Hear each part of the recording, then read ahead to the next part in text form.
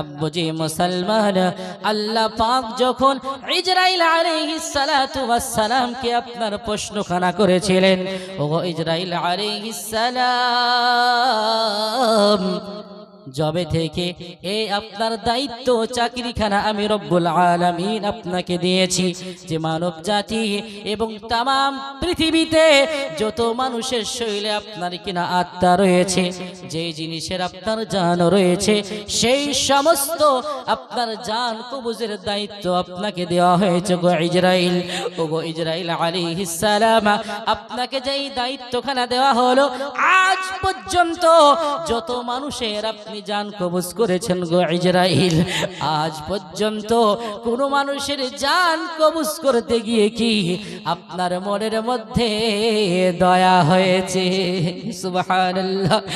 বুঝি মুসলমান, এই কথা যখন ইজরাইল আলাইহিস সালাম আপনার শুনেছেন, সঙ্গে সঙ্গে আল্লাহ পাককে আপনার বলতে আরম্ভ করে দিয়েছেন, ওগো আল্লাহ পাক, যবে থেকে আমাকে এই দায়িত্বখানা দেওয়া হয়েছে গো আল্লাহ, তবে থেকে নিয়ে আজ পর্যন্ত এই মানব জাতির আমি আত্মাখানা বের করে থাকি।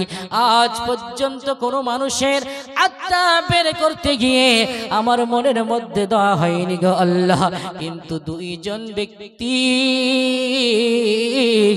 এই দুইজন ব্যক্তি যখন আমি আত্মাখানা বের করতে গিয়েছিলাম গো আল্লাহ, ও গো আল্লাহ পাক, আমার মনে হয়েছিল আপনি রব্বুল আলামিনের যদি আপনার হুকুম না থাকতো, আপনার যদি হুকুম না থাকতো গো রব্বুল আলামিন, তাহলে আমি আত্মা বের করতাম না। সুবহানাল্লাহ। আপনার যদি হুকুম না থাকতো তাহলে আমি আত্মা বের করতাম না। আল্লাহ পাক জিজ্ঞাসা করলেন, ওই দুইজন ব্যক্তি কে একটিবার আমাকে বলো তো। আচ্ছা, আল্লাহ পাক জানেন কি জানেন না দুইজন ব্যক্তি কে? জানেন, কিন্তু জানার পরেও জিজ্ঞাসা করা হচ্ছে আল্লাহ পাকের সুন্নাত। জোরে বলুন সুবহানাল্লাহ। আব্বুজি মুসলমান, এই অবস্থা যখন হয়ে গেল, আপনার কিনা ইজরাইল আলাইহিস সালাম ওই আল্লাহ পাকের দরবারে হাতকে উত্তোলন করে রব্বুল আলামিনকে আপনার বলতে আরম্ভ করে দিয়েছেন, আল্লাহ পাকের সামনে আপনার বলতে আরম্ভ করে দিয়েছেন, ওগো রব্বুল আলামিন, আপনার কসম করে বলি, যেই দিন আপনার একখানা নদী দিয়ে একটা জলজাহাজ আপনার ভেসে ভেসে চলে যাচ্ছিল, ওই জলজাহাজ যখন আপনার নদীর মাঝখানে যখন পৌঁছে গিয়েছিল গো আল্লাহ, ও গো আল্লাহ পাক আপনার হুকুম অনুযায়ী ইসরাফিল আলাইহিস সালাম ওই নদীর মধ্যে আপনার কিনা তুফান জারি করে দিয়েছিলেন। ঝড় যখন আপনার শুরু হয়ে গিয়েছিল, ওই ঝড়ের মধ্যে আপনার কিনা ওই জলজাহাজখানা আপনার ডুবে যেতে আরম্ভ করে দিয়েছিল। ওই জলজাহাজ যখন আপনার ডুবতে আরম্ভ করে দিয়েছিল, ওগো রব্বুল আলামিন, আপনার হুকুমে আমি ছিলাম সিদরাতুল মুনতাহা। সুবহানাল্লাহ। ওই সিদরাতুল মুনতাহা থেকে যখন আমি ছিলাম, আমি রব্বুল আলামিন, আপনি আমাকে যখন আপনার হুকুম করেছিলেন, ওই সময় আমি ইজরাইল আলাইহিস সালাম আপনার কিনা ওই জলজাহাজের নিকটে যখন পৌঁছে গিয়েছিলাম, ওই জলজাহাজের কাছে যখন পৌঁছে গিয়েছিলাম, দেখতে পেলাম জলজাহাজ আপনার পানির মধ্যে তলিয়ে যেতে আরম্ভ করে দিয়েছেন। সকল ব্যক্তির আমি আত্মাখানা বের করে নিলাম। সমস্ত ব্যক্তি যখন আপনার ইন্তেকাল হইয়া গিয়েছে, ওই সময় একটা আপনার গর্ভধারিণী মা, যে মায়ের আপনার কিনা 9 মাস আপনার কিনা আপনার সময় হয়ে গিয়েছিল, কিছুক্ষণের মধ্যেই সেই মায়ের আপনার কিনা বাচ্চা প্রসব হবে, বাচ্চা দুনিয়ার জমিনে আপনার আগমন করবে। এইরকম যখন আপনার সময় চলে এসেছিল, ওই সময় আপনার কিনা সেই মাকে আল্লাহ পাক একটা তক্তার উপরে আপনার ভাসিয়ে দিয়েছিলেন। ওই জলজাহাজ যখন আপনার পানির তলে আপনার চলে গেল, সকল ব্যক্তির ইন্তেকাল হইয়া গিয়েছে। আম্মি জানকে আল্লাহ পাক আপনার বাঁচিয়ে নিয়েছেন। আম্মি জানকে আল্লাহ পাক আপনার কেমন করে বাঁচিয়ে নিয়েছেন? ওই আম্মি জানকে আল্লাহ পাক আপনার কিনা একটা তক্তার উপরে আপনার ভাসিয়ে রেখেছেন। সুবহানাল্লাহ। ওরে আমার বন্ধু স্বজনেরা, আল্লাহ পাক আপনার যে ব্যক্তিকে বাঁচিয়ে রাখবেন, তামাম পৃথিবীর মানুষ যদি একত্রিত হয়ে যায়, সেই ব্যক্তিকে আপনার কখনো ধ্বংস করা কোনো মানুষের দ্বারাই সম্ভব হবে না। সুবহানাল্লাহ।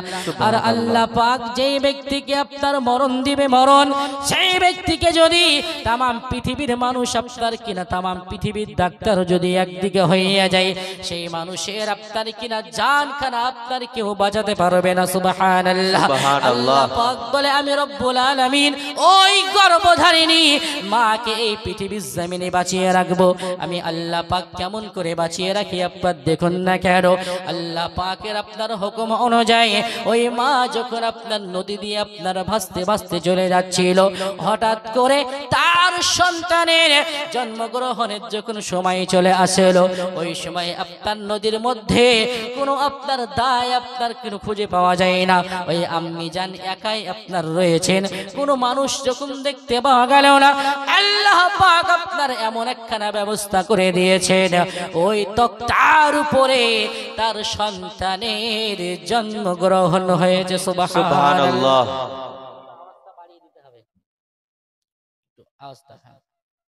ওই তক্তার উপরে যখন আপনার সেই সন্তানের জন্মগ্রহণ যখন হইয়া গেল, কি অবস্থা হয়ে গেল, সন্তানের বয়স যখন 1 থেকে আপনার 2 ঘন্টা যখন বয়স হয়েছে, 1 থেকে 2 ঘন্টার সন্তান আপনার কিছু বুঝে নাকি?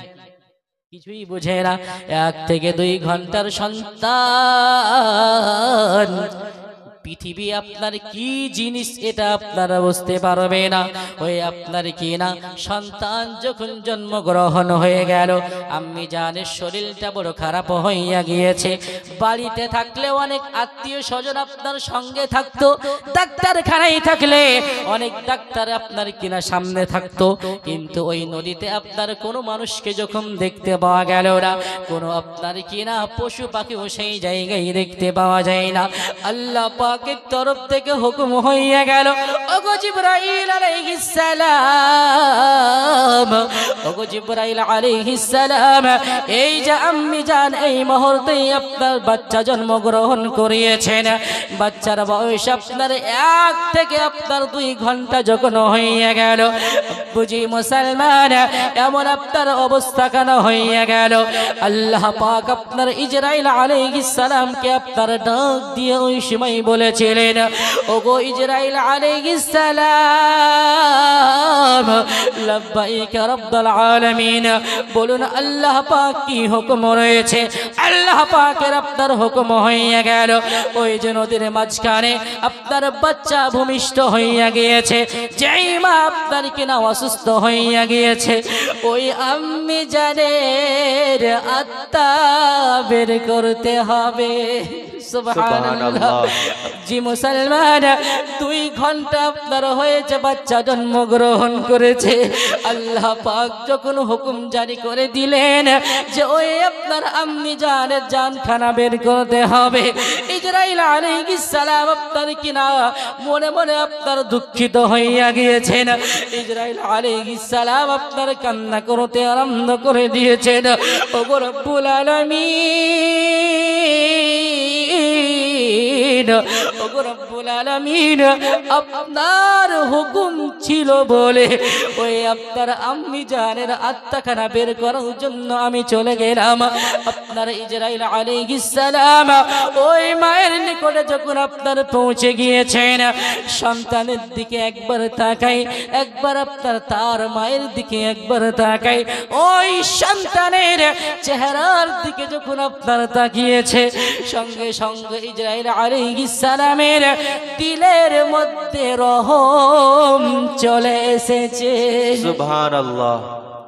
আব্বুজি মুসলমান, ওই আপনার ইজরাইল আলাইহিস সালামের অন্তরের মধ্যে যখন আপনার কিনা মায়া যখন চলে আসলো, দয়া যখন চলে আসলো, কিন্তু দয়া আসলে কোনো লাভ হবে না, মায়া আসলে কোনো লাভ হবে না। আল্লাহ পাকের যখন হুকুম হইয়া যাবে, সিস্টেম অনুযায়ী 1 সেকেন্ড আগে আপনার জান কবজ করা হবে নাকি? হবে না। এক সেকেন্ড আপনার কিনা পূর্বেও তার আত্মাখানা বের করা হবে না, এক সেকেন্ড আপনার পরেও কিন্তু তার আত্মাখানা বের করা হবে না। আল্লাহ পাক যখন জানিয়ে দিয়েছেন এই মুহূর্তে এই আম্মি জানের আত্মাখানা বের করতে হবে, আপনার কিনা ইসরাইল আলাইহিস সালাম ওই মায়ের নিকটে গিয়ে তার আত্মাখানা ধরে এক ঝটকা মেরে যখন রূহ নামক জিনিসটা আপনার বের করে নিয়েছেন, সুবহানাল্লাহ, আল্লাহু আকবার। ওই আত্মাখানা যখন বের করে নিয়েছেন, সঙ্গে সঙ্গে আম্মি জান আপনার কিনা ওই তক্তার উপর থেকে আপনার নদীর তলদেশে আপনার তলিয়ে গেল। ওই আম্মি জান আপনার নদীর মধ্যে যখন চলে গেল, আল্লাহ পাক বলেন আমি আল্লাহ পাক ইন্নাল্লাহ আলা কুল্লি শাইইন কাদির, সুবহানাল্লাহ, সুবহানাল্লাহ। আমি আল্লাহ পাক আপনার সমস্ত জিনিসের উপরে আপনার কিনা কুদরত রাখতে পারি। আমি আল্লাহ পাকের সঙ্গে পাল্লা দিয়ে আপনার কেউ জিততে পারবে না।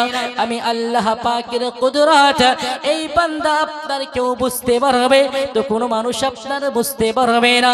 আল্লাহ পাক ওই ইসরাইল আলাইহিস সালামকে আপনার জানিয়েছিলেন, ও ইসরাইল আলাইহিস সালাম আমি আল্লাহ পাকের কুদরত আপনার বোঝা বড় দায়, আমি আল্লাহ পাকের কুদরত আপনি বুঝতে পারবেন না। আমি আল্লাহ পাক যে হুকুম জারি করে দিলাম, তার মায়ের যখন ইন্তেকাল আপনার হইয়া গিয়েছে, 3 ঘন্টা যখন ওই আপনার বাচ্চার আপনার বয়স হইয়া গেল, আল্লাহ পাক আপনার পুনরায় হুকুম জারি করে দিয়েছেন। ওই নদীর একটা মাছকে যখন আল্লাহ পাক হুকুম দিয়ে দিয়েছেন, ওরে নদীর মাছ আল্লাহ পাকের কথা অনুযায়ী আপনার মাছ আল্লাহ পাকের ডাকে আপনার সাড়া দিয়েছে। মাছ আল্লাহ পাকের সঙ্গে আপনার কথা বলেছেন, মাছ আপনার আল্লাহ পাককে বলতে আরম্ভ করে দিয়েছেন, ওগো আল্লাহ পাক কি হুকুম রয়েছে একবার বলুন না কেন। আল্লাহ পাক আপনার বললেন এই যে বাচ্চাখানা এই মুহূর্তেই আপনার জন্মগ্রহণ করলো, 3 খানা আপনার ঘন্টা যার বয়স হয়ে গেল, তার তক্তাটা এক সাইড থেকে তুমি ধাক্কা মারতে থাকো, সুবহানাল্লাহ। নদীর মাছকে যখন আপনার হুকুম করে দেওয়া হলো যে তার তক্তাটা এক সাইড থেকে আপনার ধাক্কা মারতে থাকো। আচ্ছা, তক্তাকে যদি নদীর মধ্যে একটা সাইড থেকে ধাক্কা মারা হয়, তক্তা এমনি এমনি চলে যাবে, তাই না? যাবে তো নাকি? তক্তা যখন ধাক্কা মারা হলো, ধাক্কা মারতে মারতে মারতে মারতে আপনার সেই নদীর এক কিনারায় লাগিয়ে দিয়েছেন, জোরে বলুন সুবহানাল্লাহ। ওই মাছ আল্লাহ পাককে বলতে আরম্ভ করে দিয়েছেন, আল্লাহ আপনার কথা অনুযায়ী এই তক্তাখানা আমি নদীর কিনারায় লাগিয়ে দিয়েছি গো আল্লাহ, বাকি কাজ আপনাকে করতে হবে। আল্লাহ পাক বলেন মাছ চিন্তা করিস না, আমি রব্বুল আলামিন যেই মানুষকে জন্মগ্রহণ করিয়ে দিই সেই মানুষকে আমি রোজি আমি আল্লাহ পাক দিয়ে থাকি, জোরে বলুন সুবহানাল্লাহ। আমি আল্লাহ পাকের দায়িত্ব বড় দায়িত্ব, আমি আল্লাহ পাক সকল মানুষের দায়িত্ব আমি রব্বুল আলামিন নিয়েছি। আমি আল্লাহ পাকের রোজি থেকে কেউ আপনার বঞ্চিত হবে না, জোরে বলুন সুবহানাল্লাহ। বন্ধু মুসলমান, ওই নদীর ধারে যখন আপনার তক্তাখানা লেগে গেল, এবার কি অবস্থা হইয়া গেল, আল্লাহ পাকের একজন প্যারা বান্দা, সেই বান্দার আপনার কিনা 20 বছর হয়ে গিয়েছে, বিবাহ করেছে, কিন্তু এখনো পর্যন্ত আল্লাহ পাক ওনাকে সন্তান দিয়েছিলেন না, সুবহানাল্লাহ। এইদিকে তক্তা আপনার নদীর ধারে লেগে গিয়েছে, আর আপনার 20 বছর হইয়া গিয়েছে। যে ব্যক্তির আপনার সন্তান জন্মগ্রহণ করেন না, সেই ব্যক্তির অন্তরের মধ্যে আপনার বড় দুঃখ, অন্তরের মধ্যে বড় আপনার জ্বালা। সেই ব্যক্তি আপনার প্রতিদিন আল্লাহ পাকের কাছে দোয়া করে, আল্লাহ পাককে বলতে থাকেন, আল্লাহ ওগো রব্বুল আলামিন একখানা সন্তানের জন্য প্রতিদিন আপনার দরবারে কান্না করি গো আল্লাহ। এতদিন হয়ে গেল আজ পর্যন্ত একটা সন্তানের মুখ দেখতে পেলাম না গো আল্লাহ। এইরকম করে কান্না করেন আর আল্লাহ পাককে বলতে থাকেন।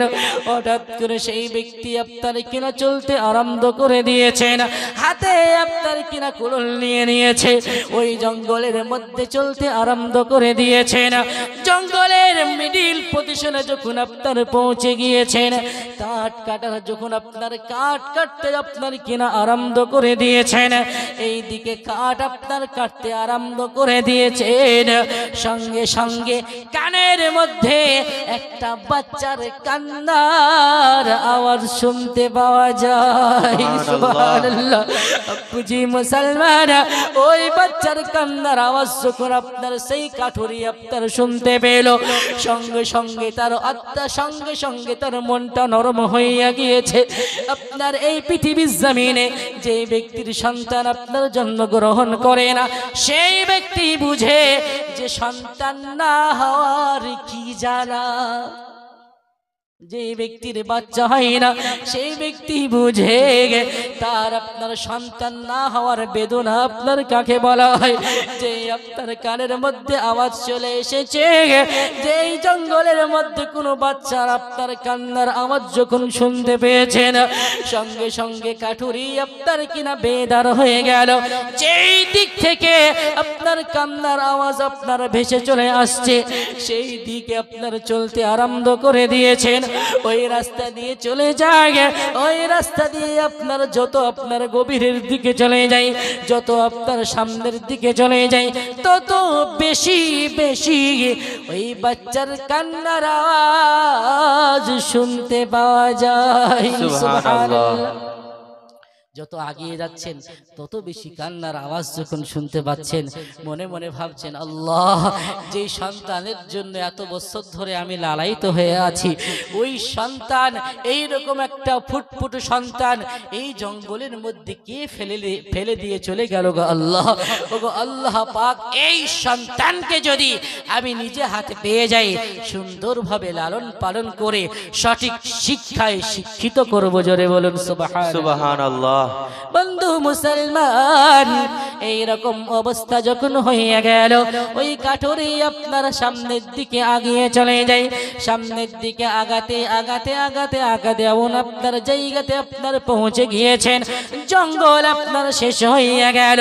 জঙ্গল যখন শেষ হয়ে গেল, সামনে আপনার মস্ত বড় আপনার নদী দেখতে পাওয়া গেল। ওই নদী যখন আপনার দেখতে পাওয়া গিয়েছে, ওই নদীতে আপনার নদীর ধারে একটা ফুটফুটে বাচ্চা যখন দেখতে পেয়েছেন, সঙ্গে সঙ্গে আল্লাহ পাকের দরবারে দুই কানা হাতকে উত্তোলন করে আল্লাহ পাকের আপনার শুকরিয়া আদায় করেছেন। আর আল্লাহ পাককে আপনার বলতে আরম্ভ করে দিয়েছেন, ওগো রব্বুল আলামিন, ওগো আল্লাহ পাক, এই যে সন্তান দেখতে পাওয়া গিয়েছে, এই সন্তানটার কান্নার আওয়াজ আমি এতক্ষণ থেকে শুনতে পাচ্ছিলাম। এই সন্তানের কান্নার আওয়াজ শুনে এত দূর থেকে আমি ছুটে চলে আসলাম। জলদি করে ওই সন্তানকে আপনার কোলে তুলে নেওয়া হলো। যেই আপনার কোলে তুলে নেওয়া, সঙ্গে সঙ্গে বাড়ির দিকে আপনার যেতে আরম্ভ করে দিয়েছেন। বাড়ির পথ ধরে আপনার যখন চলতে আরম্ভ করে দেওয়া, পথ আপনার কিনা ছুটতে ছুটতে চলতে আরম্ভ করে দিয়েছেন। বাড়ির নিকটে যখন পৌঁছে যাওয়া, নিজের আপনার কিনা স্ত্রীকে বলতে আরম্ভ করে দিয়েছেন, ওরে আমার স্ত্রী, আজ পর্যন্ত যে আল্লাহ পাক আমাদেরকে সন্তানের মতো নিয়ামত দান করেছিলেন না, এই দেখো আজকে আমাদের দোয়া খানা কবুল হইয়া গিয়েছেন। আল্লাহ পাক আমাদেরকে এত সুন্দর একটা তোহফা, এত সুন্দর একটা সন্তান উপহার দিয়েছে। সুবহানাল্লাহ। সন্তানকে যখন আপনার দেখিয়েছেন, বাচ্চাটাকে যখন নিজের স্ত্রীকে আপনার দেখিয়েছেন, আল্লাহ পাক ওই সন্তানটাকে এতটা সৌন্দর্য দান করেছিলেন যে একবার আপনার দেখেছেন, সঙ্গে সঙ্গে তার বাচ্চার জন্য অন্তরের মধ্যে মায়া জেগেছে। জোরে বলুন সুবহানাল্লাহ। আরে যে মহিলা যেই মহিলা আপনার 20 বছর ধরে একটা বাচ্চার জন্য লালায়িত হয়ে থাকবে, সেই বাচ্চাকে যদি হঠাৎ একটা বাচ্চা দিয়ে দেওয়া হয়, এই বাচ্চা আপনাকে দান করে দিলাম, তার চাইতে খুশি তার জন্য আর কিছু হতে পারে না। সুবহানাল্লাহ। আলিফ গাছে মিমের কুড়ি করছে ঘোরে কাড়া। সুবহানাল্লাহ। সুবহানাল্লাহ। আলিফ গাছে মিমের কুড়ি করছে ঘোরে কাড়া কাড়ি, বলে তাই হালি মগতড়ি, তুমি দাও না মোরে সেবা করি। সুবহানাল্লাহ। আলিফ গাছে মিমের কুড়ি করছে ঘোরে কাড়া কাড়ি, কে নবীর দেশে যাব আমি, আমার মনের বাসনা, বাহাউদ্দিনের মনের আশা পূরণ করো রব্বানা। সুবহানাল্লাহ। কে নবীর দেশে যাব মোরা, আমাদের মনের বাসনা, এই বাংলার জমিনের মানুষের আশা পূরণ করো রব্বানা। সুবহানাল্লাহ। নাও না ডেকে আমায় তুমি, নাও না ডেকে আমাদের তুমি, আমরা বড় অধম পাপী। সুবহানাল্লাহ। ও আমিনার নয়ন মনি, তোমার প্রেমে পাগল আমি, কে বছর বছর কত হাজি, আরে যাই যে মদিনায়, আরে আমরা শুধু ভেবে মরি, কেন ডাকো না আমায়। সুবহানাল্লাহ। বছর বছর কত হাজিগণ হজ করতে যায়, আমরা শুধু আশা করতে থাকি, আল্লাহ একবার কি আপনার হাবিবের রওজা মুবারকের দর্শন করতে পারবো না? যে রাসূলুল্লাহ জানিয়েছেন, মান যার কবরি, যেই ব্যক্তি আমি নবী মুস্তাফার রওজা মুবারককে ঈমানি হালতে একবার দর্শন করলো, আমি নবী মুস্তাফা জানিয়ে দিলাম তার জন্য ওয়াজাবাত লাহু শাফাআতি, সেই ব্যক্তির জন্য আল্লাহ পাকের জান্নাত ওয়াজিব হয়ে গেল। জোরে বলুন সুবহানাল্লাহ। ওই নবী মুস্তাফার রওজা মুবারককে দেখার জন্য রাত্রি বেলায় কান্না করতে হবে, আপনার নামাজের মধ্যে দোয়া করতে হবে।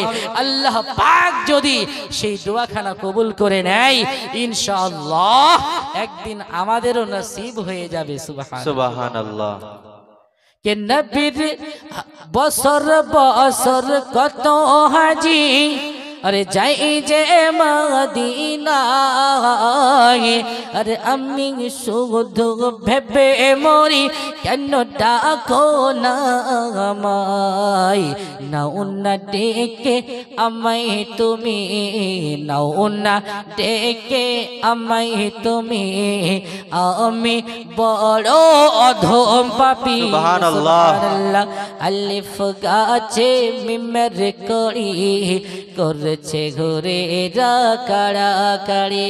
মা যখন কাঠুরি এবং তার স্ত্রী আপনার পেয়েছিলেন, এত আনন্দ পেয়েছিলেন, এত আনন্দিত হয়েছিলেন ওনারা দুইজন, ওনাদের মতো আনন্দ ওই সেই দিন পুরো দেশের মানুষ ছিল না। জোরে বলুন সুবহানাল্লাহ। চাইতে বেশি আনন্দ আপনারা হওয়ার পরে স্বামী স্ত্রী দুজনে আপনার বসে যুক্তি পরামর্শ করেছে, যে সন্তানটাকে আমরা কুড়িয়ে পেয়েছি, এই সন্তানটাকে আমরা কোনোদিন বলবো না যে আমরা এই সন্তানের আসল পিতামাতা না। এই কথা জানো সন্তান আপনার না জানতে পারে। আজকাল বর্তমান সময় কিন্তু এইরকম প্ল্যানিং হয়, সংসারে হয় না?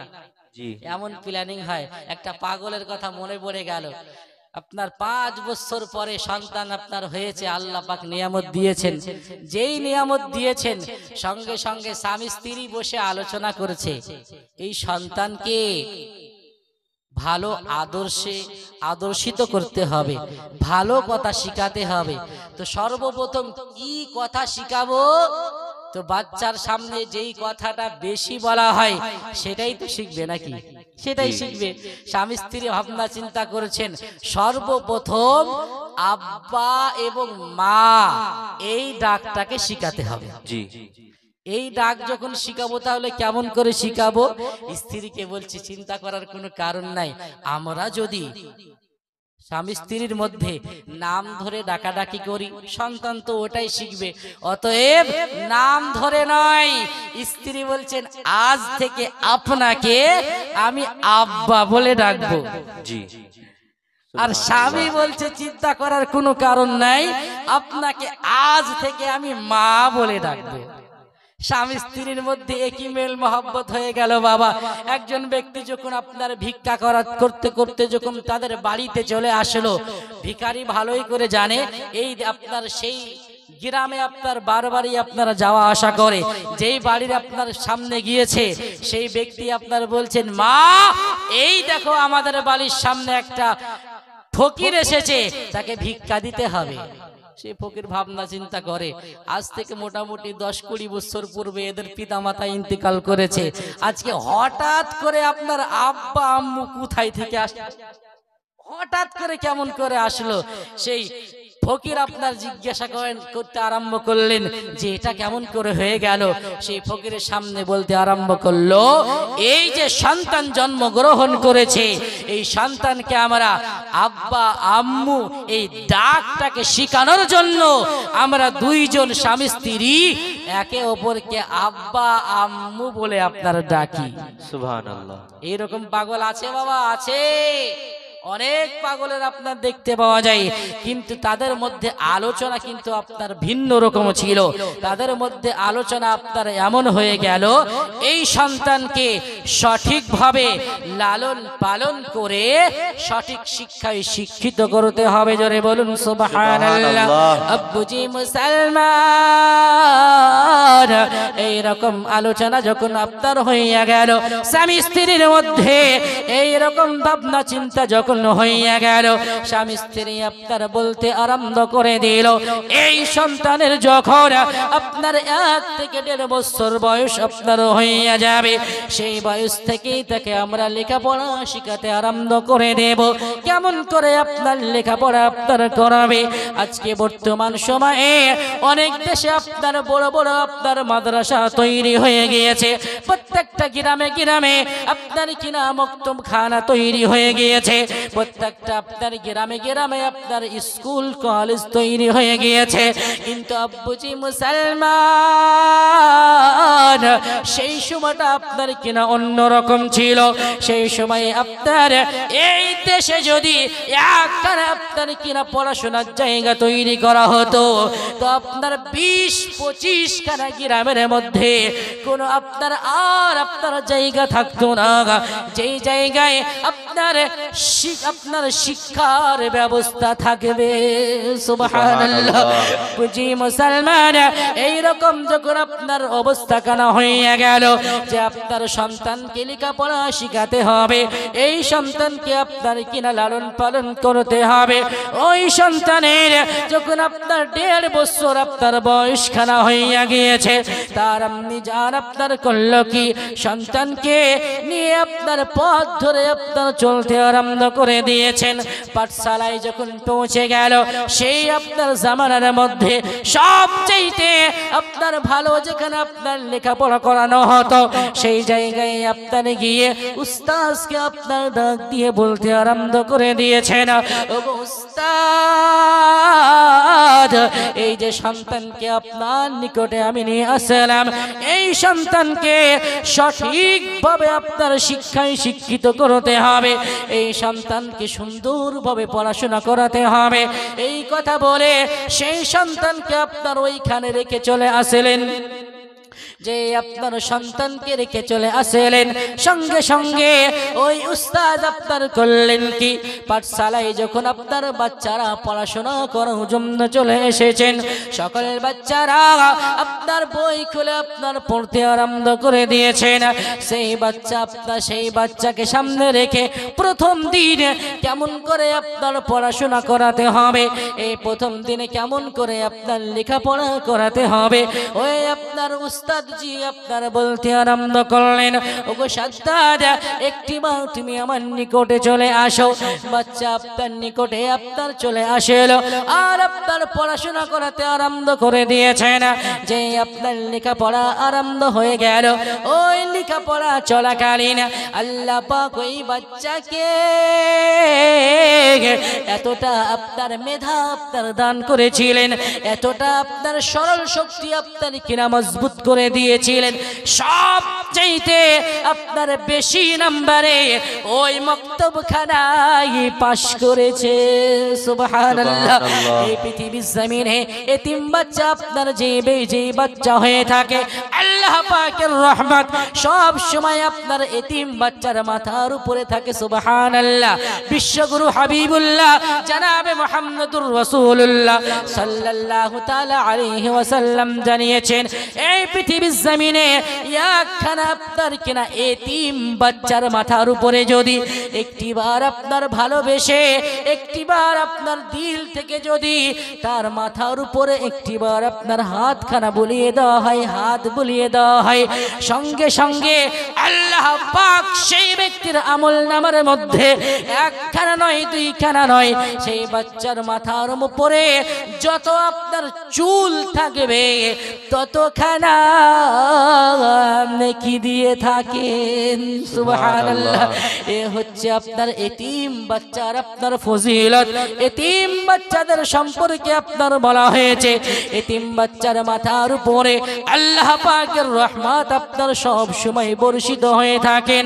আল্লাহ পাকের আপনার কিনা রহমত সব সময় যখন বর্ষিত হয়ে থাকে, ওই এতিম বাচ্চা যখন আপনার সাদ্দাত যখন ওই পাঠশালার মধ্যে যখন খেলাধুলার সময় চলে আসতো, ওই খেলাধুলার মধ্যে সব চাইতে আপনার নাম্বার 1 হয়ে যেত, ওই বাচ্চাদের মধ্যে আপনার সব চাইতে 1 নম্বরে চলে আসতো, সব দিকেই আপনার যখন 1 নম্বর হয়ে গেল, ওই সাদ্দাত যখন আপনার পড়াশোনার মধ্যে 1 নম্বর হয়ে গিয়েছেন, আম্মি জানের নিকটে আপনার চলে যেতে আরম্ভ করে দিয়েছেন। আম্মি জানকে গিয়ে বলেন, আম্মি জান, ওগো আমার আম্মি জান, আপনি যে উদ্দেশ্যে আমাকে ওই পাঠশালায় আপনার পাঠিয়েছিলেন, সেই উদ্দেশ্যটা আপনার সফলময় হয়ে গিয়েছে, সেই আপনার উদ্দেশ্যটা আল্লাহ পাক আপনার কবুল করে নিয়েছেন। ওই আপনার কিনা পাঠশালার মধ্যে সবচাইতে 1 নম্বরে আমি পাস করেছি। সুবহানাল্লাহ। বুঝি মুসলমান, 1 নম্বরে যখন সাদ্দাত আপনার পাস করে গেল, এবার আপনার কি আপনার করতে হবে? সাদ্দাত একদিন আপনার কিনা 6 থেকে 7 বছর বয়স যখন হইয়া গেল, 7 থেকে 6 বছর যখন আপনার বয়স কানা হইয়া গিয়েছে, বাচ্চাদের সঙ্গে